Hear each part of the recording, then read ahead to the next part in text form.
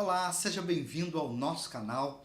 Esse é mais um vídeo da nossa playlist sobre comunhão cristã.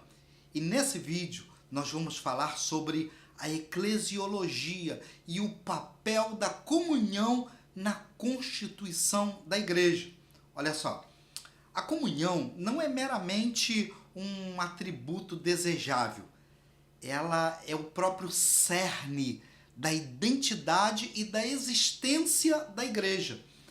É através do vínculo com Cristo que a igreja se manifesta e partilha a fé entre os cristãos. A oração conjunta, o amor mútuo, o serviço que se desenvolve entre os cristãos, a formação desse corpo de Cristo e do povo de Deus. Isso tudo é a essência da identidade da igreja. A comunhão, portanto, ela é o elemento vital que confere à igreja sua unidade, sua coesão e faz ser uma comunidade orgânica e viva, e não apenas uma agremiação de indivíduos que se reúnem num domingo. Nós vamos ver nos pontos a seguir como que a eclesiologia e o papel da comunhão se desenvolve na constituição da igreja. Inicialmente, vamos olhar para o que Vini diz sobre eclesiologia, ou define o termo doutrina no seu dicionário. Para Vini, o termo doutrina significa ensinamento, porque para a gente falar de eclesiologia e de doutrina da igreja, a gente primeiro precisa entender o que é isso. Então, Vini define doutrina como ensinamento, aquilo que é ensinado, o ato de ensinar, instrução. Portanto, a eclesiologia, a doutrina da igreja, é a disciplina teológica que estuda a natureza, a missão e a estrutura da igreja. Para Dever, esse escritor, a própria eclesiologia se debruça sobre questões fundamentais, como o que é a igreja, como ela se institui, qual é o papel da igreja. E entenda o seguinte, a concepção da igreja, conforme nas escrituras, não emerge de uma iniciativa humana. A igreja não é um produto humano, mas de uma resposta divina à vocação de um povo para si, estabelecendo-se uma relação de pacto e de unidade. Vamos lembrar Erickson, na sua teologia, Millard Erickson, escreveu que o conceito da igreja como povo de Deus enfatiza a iniciativa divina de escolhê-lo, ou seja, é Deus quem escolhe. E esse conceito de Deus escolhendo um povo é ampliado para incluir tanto judeus como gentios na igreja. Pensando em Berkhof, em sua teologia sistemática, Berkhof fala da igreja no período patriarcal e mosaico. Olha só.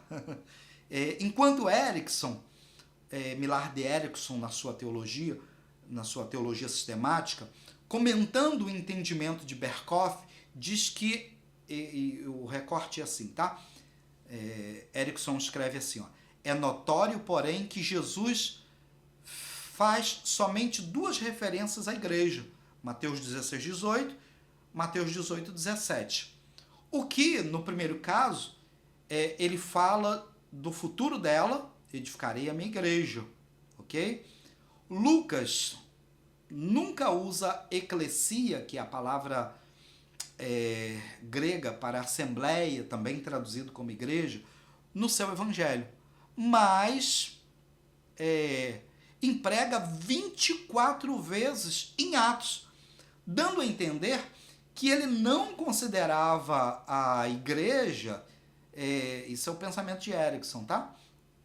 Não considerava a igreja como presente até o período narrado em Atos. Para Calvino, João Calvino, a Igreja de Cristo não foi apenas... Desculpa, a cruz de Cristo não foi apenas... Esse é o trecho, e eu separei aqui o trecho de Calvino, tá?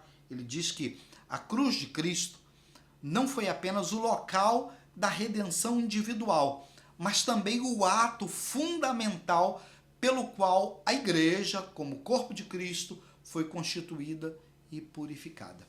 Ou seja, a cruz é vista como o ponto culminante da obra salvífica de Cristo, onde a nova aliança foi selada como o ponto, como a comunidade de fiéis estabelecida.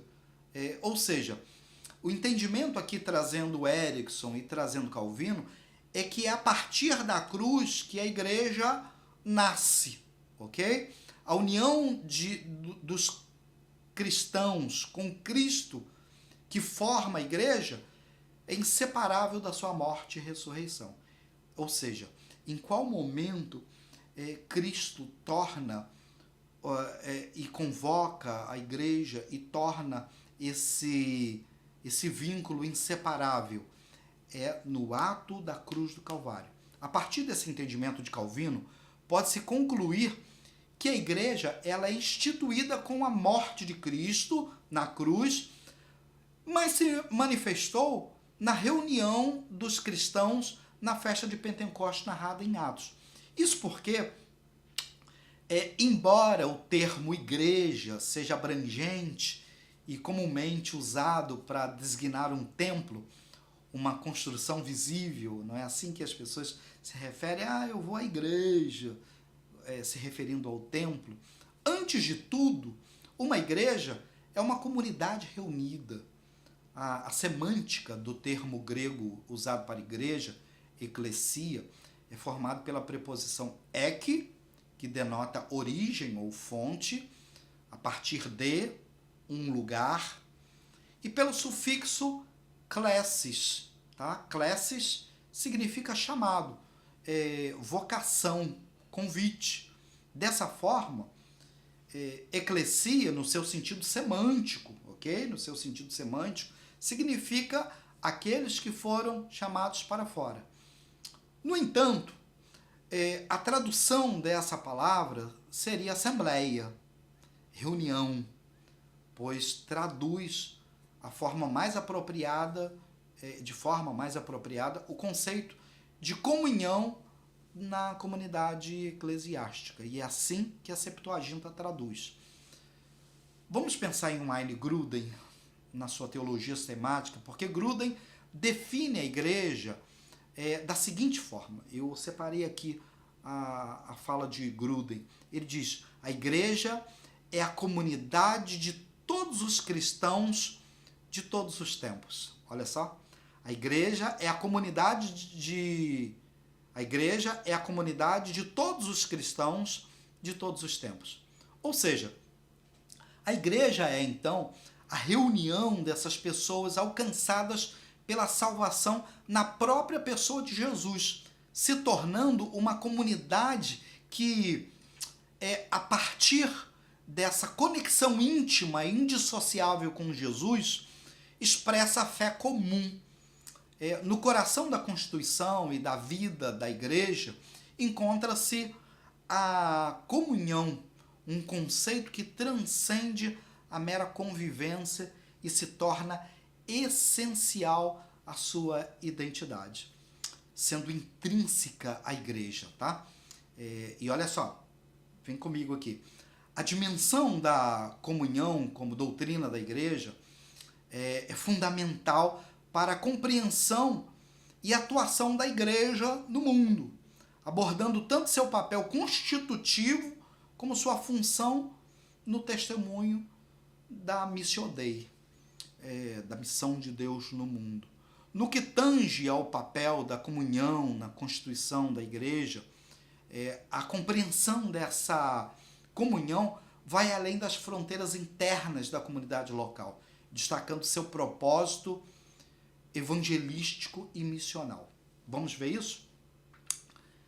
Olha só, a unidade e a comunhão vivida pelos cristãos torna-se um poderoso testemunho para o mundo.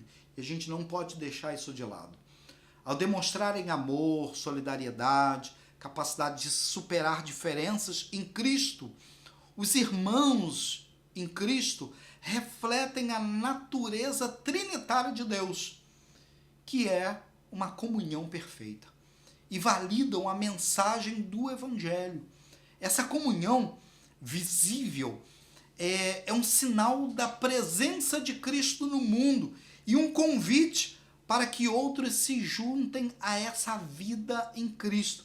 Nas palavras do apóstolo João, lá em João, tá? Evangelho, capítulo 17, versículo 21, João diz assim, João registra assim, porque essas palavras são de Jesus, para que todos sejam um, para que o mundo creia. Além disso, a comunhão é intrínseca à missão da igreja. Uma igreja unida e em comunhão está mais capacitada para proclamar o Evangelho, servir os necessitados e ser a voz profética na sociedade. Veja só, a própria missão cristã visa trazer a humanidade para a comunhão com Deus, não é assim mesmo? A missão da igreja é trazer o mundo, a humanidade, para a comunhão com Deus e uns com os outros, fazendo da comunhão não só o meio, mas também o objetivo final da obra redentora de Cristo.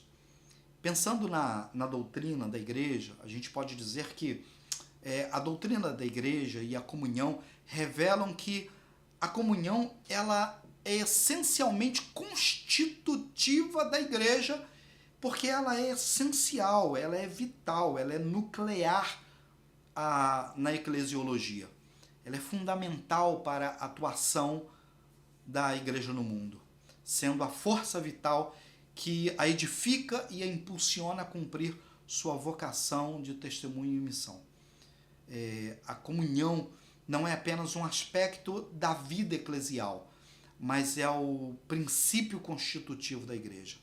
A igreja, antes de ser uma instituição, um CNPJ, ela é uma comunidade, um povo convocado por Deus, unido pelo Espírito Santo em Cristo. Dever comenta que, essa é a fala de Dever, a eclesiologia é de importância suprema e a parte mais visível da teologia cristã está conectada vitalmente com todas as outras partes. Para Zanon, nas palavras de Zanon, parece essencial uma leitura teológica eclesiástica, procurando conhecer a estrutura da igreja e todos os elementos essenciais para caracterizar a sua constituição e a sua história. Dessa forma, a comunhão desenvolvida pela membresia da igreja local reflete deveres e responsabilidades que os membros dessa comunidade cristã local têm uns com os outros. Vamos voltar a Dever, tá? Porque esse escritor, tratando desse assunto, estabeleceu o amor como dever máximo da obrigação de um cristão um para com os outros.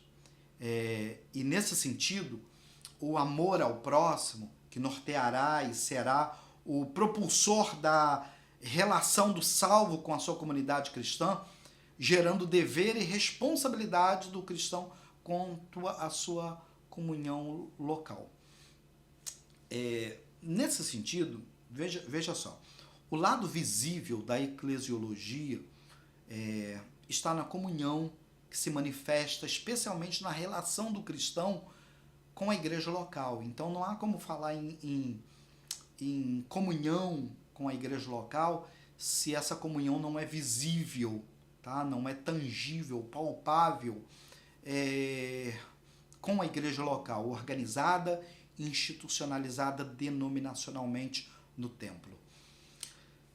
A recomendação do escritor da carta aos Hebreus, e isso é muitíssimo interessante, em Hebreus 10, 25, foi que não abandonem a prática de nos reunir.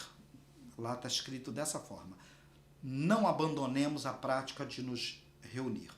A palavra abandonemos, na língua grega, ela tem um sentido de deixar para trás, renunciar. Imulse, que é um grande linguista, tá? No seu léxico, ele diz que essa palavra transmite a ideia de abandonar. A partir desse entendimento, pode-se concluir que a mensagem do escritor aos Hebreus, no capítulo 10, no versículo 25, alerta sobre a possibilidade de esfriamento na relação fraternal quando um cristão deixa de frequentar as reuniões da igreja local. Bruce, F.F. Bruce, comentando a passagem citada, observa o contexto e coloca o versículo 25, obviamente, como continuidade do versículo 24, fazendo entender que o estímulo fraternal tratado no versículo 24 não deixaria de acontecer se os cristãos mantivessem a convivência nas reuniões da comunidade cristã local.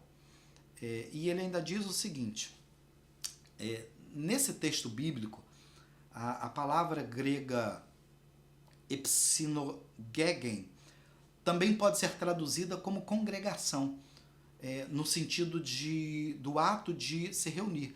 Isso é Bruce falando, tá? Bruce aponta que o interessante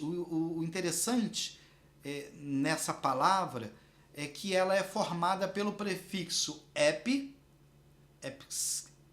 epsinogagen, tá?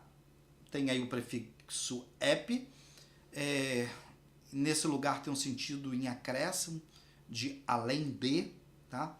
E pela raiz sinogogen. E essa raiz sinogogen inevitavelmente aponta para o lugar da reunião, a sinagoga, sugerindo que os destinatários daquela carta aos Hebreus estivessem deixando os encontros locais cristãos para se reunir nos locais judaicos, nas sinagogas, ou fazer juntamente ali as suas reuniões de culto cristão, ou após a reunião judaica, o culto cristão. Dessa forma, nas palavras do escritor aos Hebreus, a comunhão tem papel vital na constituição da igreja, pois seus membros devem continuamente se relacionar, evitando o esfriamento. A comunhão cristã se manifesta como essa natureza distintiva e complementar que cada função, como é apontado lá em Efésios, capítulo 4, versículo 11, e ele mesmo deu uns para apóstolo, outros para profetas, outros para evangelistas, outros para pastores, outros para mestres. Veja que nessa passagem de Efésios 4, 11, nessa passagem bíblica, Paulo não apenas identifica ofícios específicos dotados por Cristo, mas crucialmente estabelece o propósito teleológico, o propósito de Deus, tá? Desses ministérios, o aperfeiçoamento dos santos para a obra do ministério e a edificação do corpo de Cristo. Tratando aqui sobre constituição da igreja, né? Essa constituição, ela se complementa e ela se manifesta, melhor colocando, como essa distribuição de dons, como apóstolos, profetas, evangelistas, pastores e doutores, ou se pastores e doutores é uma coisa só. E as implicações desses dispositivos ministeriais para a unidade, maturidade e funcionamento orgânico da igreja contemporânea, esses dispositivos são vitais para a constituição da empresa, A ideia aí é que a ideia central desse trecho é a distribuição de dons à igreja que são concedidos para unificar. Tá? A gente está falando aqui de constituição da igreja, então esses dons são concedidos para a igreja para unificar a igreja. Erickson, que é um dos autores que eu gosto muito, Millard Erickson, na obra Teologia Sistemática, ele escreve que, esse é o recorte dele, ao longo da história tem havido diversas formas básicas de governo da igreja. E ele aponta como formas de governo a episcopal, a presbiteriana, a congregacional e ainda aquelas formas que não são formas, mas a igreja sem governo, como coloca Erickson. Por fim, para a gente amarrar toda essa linha de pensamento, a gente precisa entender que a comunhão cristã é uma marca constitutiva da igreja e se expressa pelo vínculo espiritual, advindo da morte sacrificial de Jesus na cruz, e que, consequentemente, reuniu em si um corpo, um povo de todas as etnias, não exclusivamente judeus, e essa comunhão se manifesta constituindo a igreja com dons ministeriais, como está destacado em Efésios 4, 11, como está destacado em Romanos 12, 15 e aí por diante. Espero que você tenha gostado desse vídeo. Se você gostou, já deixa o seu like aqui, já ative o sininho para receber as notificações do canal e vamos para o próximo vídeo. Que Deus te abençoe ricamente.